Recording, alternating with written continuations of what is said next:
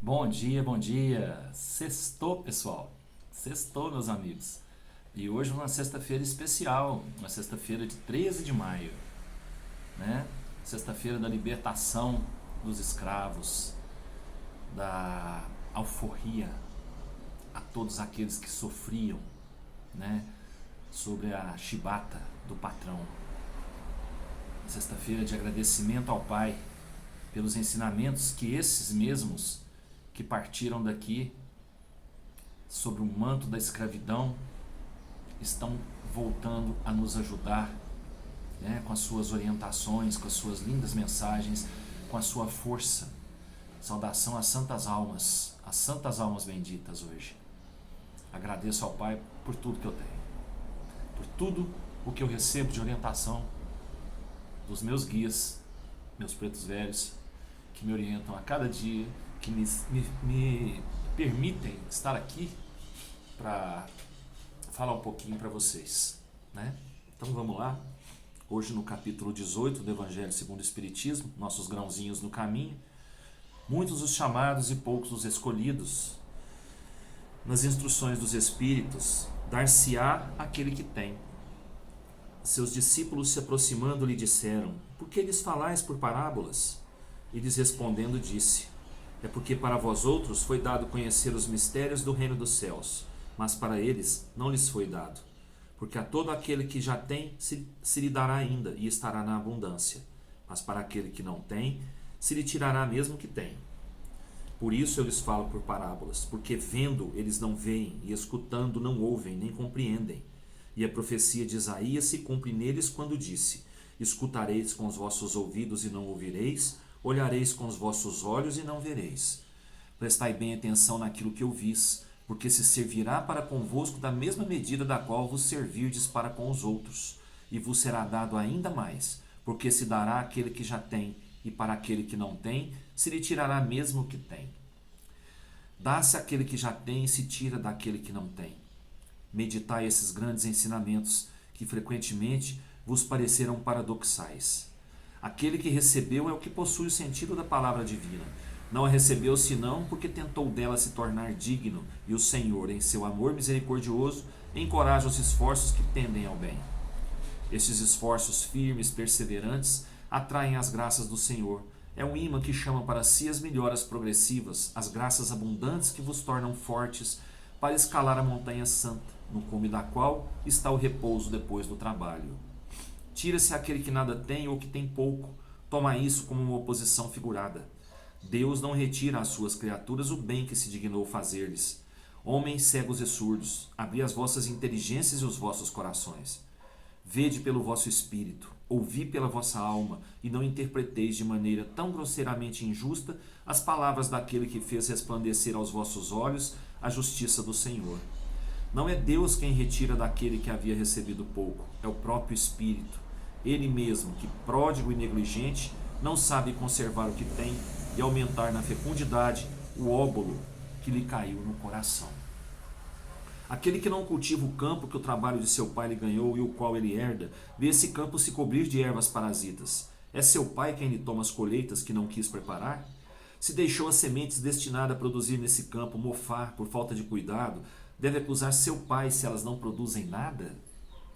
Não, não. Em lugar de acusar aquele que tinha tudo preparado para ele de retomar seus dons, que acuse o verdadeiro autor das suas misérias, e que então, arrependido e ativo, se lance à obra com coragem, que rompa o solo ingrato com o esforço da sua vontade, que o lavre a fundo com a ajuda do arrependimento e da esperança, que nele jogue com confiança a semente que tiver escolhido como boa entre as más, que a regue com o seu amor e a sua caridade, e Deus, o Deus de amor e de caridade, dará àquele que já recebeu.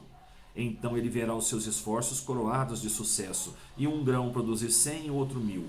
Coragem, lavradores, tomai as vossas grades e as vossas charruas, lavrai os vossos corações, arrancai deles o joio, semeai aí a boa semente que o Senhor vos confia, e o orvalho do amor o fará produzir os frutos da caridade. Um Espírito Amigo, Bordeaux, 1862. Pois bem, a leitura já explicou bastante aqui para nós, né? Nós somos os culpados do nosso sofrimento, da nossa tristeza, da nossa amargura, né? E mesmo da nossa raiva. Então, se nós recebemos as palavras de Jesus através de qualquer mensagem, através da leitura do Evangelho, nós recebemos e praticamos aquilo ali que nós estamos ouvindo, né? Principalmente a lei de amor e caridade, nós vamos receber mais do que isso, nós vamos receber esse amor, essa caridade toda em nosso espírito. Nós vamos estar sabendo ver e sabendo ouvir. O que nós estamos praticando aqui é fruto disso, de saber ouvir, de saber ver.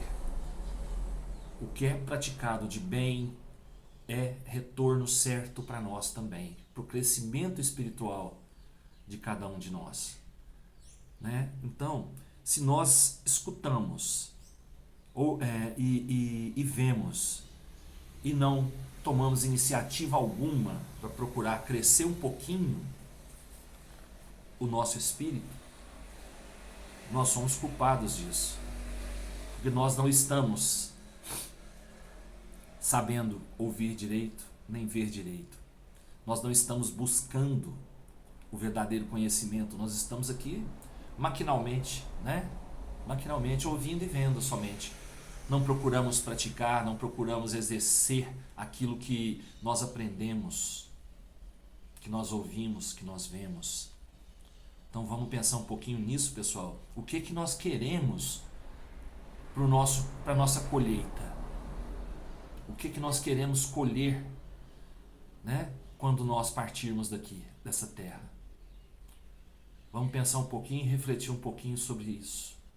O que nós queremos para o nosso espírito quando nós partirmos dessa terra? Reflexão, tá? A nossa leitura de hoje do Livro dos Espíritos é do capítulo 2, Elementos Gerais do Universo, Conhecimento do Princípio das Coisas. É a questão 17 e eu vou fazer a questão 18 também. É dado ao homem conhecer o princípio das coisas? Não. Deus não permite que tudo seja revelado ao homem neste mundo. A 18. Um dia o homem penetrará o mistério das coisas que lhe estão ocultas. O véu se levanta para ele à medida que se depura. Contudo, para compreender certas coisas, precisa de faculdades que ainda não possui.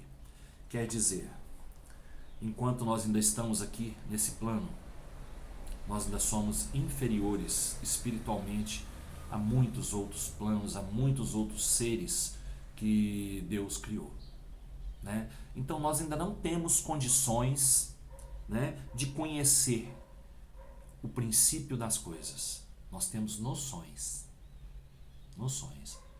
A condição para conhecer, para entender, né, o princípio das coisas, a gente ainda não tem nesse mundo.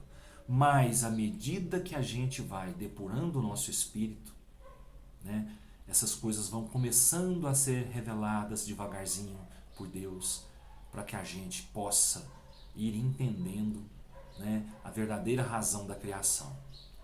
Porque Deus criou tudo.